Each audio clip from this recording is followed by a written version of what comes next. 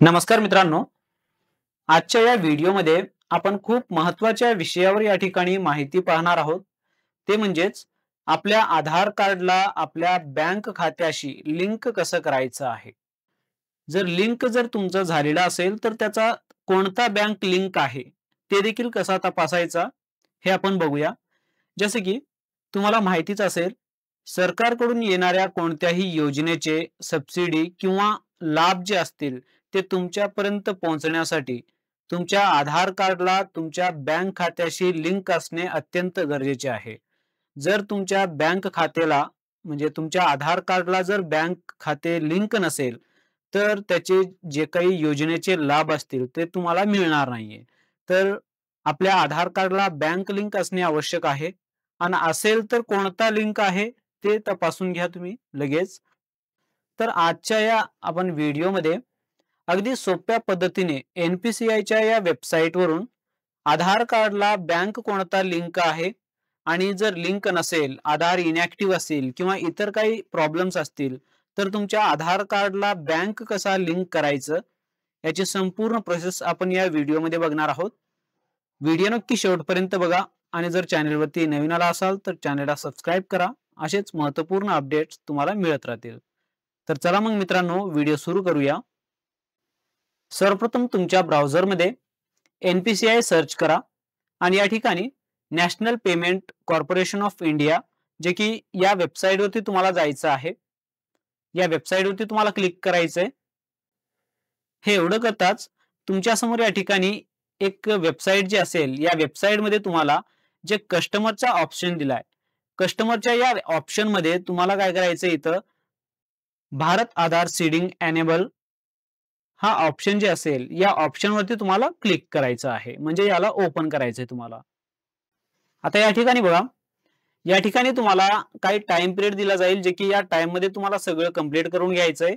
हे टाइम संपल्यानंतर तुम्हाला पुन्हा एकदा याच वेबसाईटवरती सेम प्रोसेस करावी लागणार आहे. आता या ठिकाणी आपल्याला आधार सीडिंग करायचं असेल.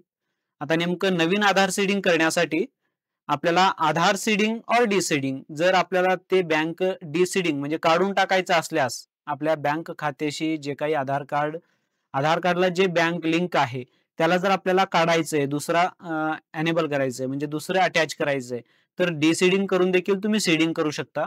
जर तुम्हाला नवीन खाते जर आपल्या आधार कार्डला लिंक नसेल, तर या ठिकाणी बघा, आधार कार्डला सीडिंग करण्यासाठी म्हणजे आपल्या लिंक करण्यासाठी बँक या ऑप्शनवरती जायचंय. या ऑप्शनवरती या ठिकाणी बघा, रिक्वेस्ट फॉर आधार सीडिंग या ऑप्शनमध्ये सर्वप्रथम तुमचा आधार नंबर टाकायचंय. आधार नंबर टाकल्यानंतर आणि या ठिकाणी रिक्वेस्ट फॉर आधार या ऑप्शनमध्ये तुम्हाला सीडिंगचा हा ऑप्शन निवडायचा आहे. कारण सीडिंग जे असेल या ठिकाणी तुमचं लिंक करणं आहे. डीसीडिंग म्हणजे लिंक असलेलं सोडून देणं आहे, म्हणजे त्याला डीसीडिंग करणं आहे. ठीक आहे, आपल्याला या ठिकाणी लिंक करायचं असेल तर सीडिंग हा ऑप्शन सिलेक्ट करायचा आहे. त्यानंतर सिलेक्ट युअर बँक म्हणजे कोणत्या बँकेशी तुमचं आधार कार्ड लिंक करायचं असेल ते या ठिकाणी तुम्हाला लिंक करायचं आहे. जसं की आपलं या ठिकाणी तुम्ही कोणतं बँक लिंक करणार आहात ते बँक या ठिकाणी तुम्हाला सिलेक्ट करायचंय अशा पद्धतीने. त्यानंतर आता सीडिंगचा टाइप कोणता आहे, जर तुमच्या आधार कार्डला कोणतंच बँक लिंक नाहीये म्हणजे तुम्ही फ्रेश सीडिंग करत आहात, तर या ठिकाणी फ्रेश सिलेक्ट करायचंय. आणि या ठिकाणी बघा, movement same bank with another account, जर तुमचं त्याच बँकेमध्ये दोन अकाउंट असतील, एक लोन अकाउंट एक सेव्हिंग अकाउंट, या ऑप्शन मधून आता जर तुमचे पैसे लोन अकाउंट मध्ये जात असतील तर त्याला तुम्ही अकाउंट चेंज करू शकता. जसे की या ठिकाणी हा ऑप्शन तुम्हाला सिलेक्ट करायचा आहे. परंतु आणि या ठिकाणी बघा, movement from one bank to another bank, जर तुमचं तुमच्या आधार कार्डला वेगळंच बँक लिंक आहे म्हणजे आलेले पैसे त्या दुसऱ्या खात्यामध्ये जात आहेत, आता त्याला तुम्ही बदलायचं आहे, तर त्यासाठी काय करायचंय, तर हा ऑप्शन तुम्हाला सिलेक्ट करायचा आहे. म्हणजे या बँकेतून तुम्हाला दुसरं बँक सिलेक्ट करायचं असल्यास, अटॅच करायचं आहे दुसरं बँक, तर हा ऑप्शन तुम्हाला सिलेक्ट करायचा आहे. परंतु आता नवीन करत आहात तर या ठिकाणी फ्रेश सीडिंग हा ऑप्शन तुम्हाला सिलेक्ट करायचा आहे. आता या ठिकाणी सीडिंग टाइप सिलेक्ट केल्यानंतर तुम्हाला या ठिकाणी अकाउंट नंबर या ठिकाणी टाकायचं आहे, म्हणजे कोणत्या खात्याशी तुमचं आधार कार्ड लिंक करायचं असेल तर या ठिकाणी तुमचं जे काही अकाउंट नंबर आहे या बँकेतलं ते खाते क्रमांक टाका.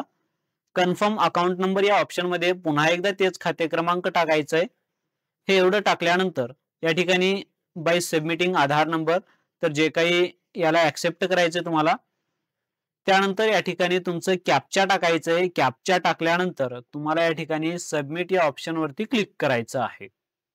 या ठिकाणी सबमिट केल्यानंतर तुमच्या समोर टर्म्स अँड कंडिशन ओपन होतील, जे की तुम्हाला खाली स्क्रॉल करायचंय आणि या ठिकाणी आय ॲग्री अँड कंटिन्यू या ऑप्शन वरती तुम्हाला क्लिक करायचं आहे.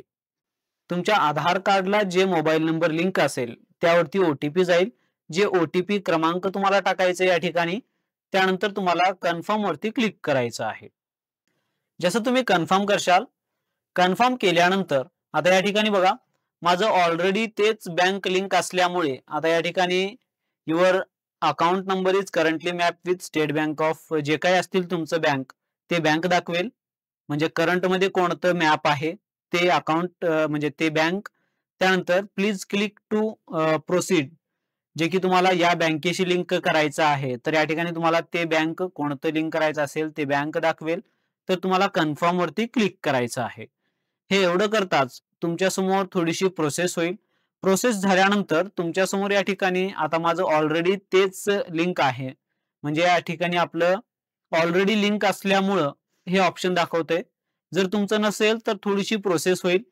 ते प्रोसेस कंप्लीट झाल्यानंतर या ठिकाणी तुमचं सक्सेसफुलचं जे असेल मेसेज शो करेल, जे की सीडिंग झालेलं आहे. म्हणजे लगेच तुम्ही 1 ते 2 मिनिटं आजच्या आतच तुम्ही तुमच्या आधार कार्डला बँक लिंक करू शकता, म्हणजे तुम्ही सीडिंग करू शकता. आता नेमकं याचं सीडिंग कसं तपासायचंय, तर त्यासाठी तुम्हाला काय करायचंय, या ठिकाणी जे आधार मॅप स्टेटस आहे या ऑप्शन वरती क्लिक करायचंय आणि इथं आधार नंबर टाकायचंय, त्यानंतर कॅप्चा टाकायचंय आणि चेक स्टेटस यावरती तुम्हाला क्लिक करायचं आहे. चेक स्टेटस यावरती क्लिक केल्यानंतर एक ओटीपी येईल, ते ओटीपी टाका आणि कन्फर्म करा. या ठिकाणी कन्फर्म केल्यानंतर ओटीपी टाकून आधार मॅप स्टेटस मध्ये तुम्हाला या ठिकाणी तुमचा आधार नंबर आणि या ठिकाणी मॅपिंग स्टेटस मध्ये एनेबल फॉर डीबीटी हे एनेबल असणे आवश्यक आहे. आणि त्यानंतर या ठिकाणी तुमचं कोणतं बँक लिंक आहे आणि या ठिकाणी बघा, जे वायचा जे सिंबल दाखवत आहे, म्हणजे या ठिकाणी तुमचे जे काही योजनेचे पैसे असतील ते या ठिकाणी तुमचे एनेबल आहे. म्हणजे जे काही अमाउंट असतील, लाभ असेल, ते तुमच्या खात्यामध्ये जे आहे या बँकेमध्ये जे काही खातं असतील त्यामध्ये तुमचे पैसे जमा होतील.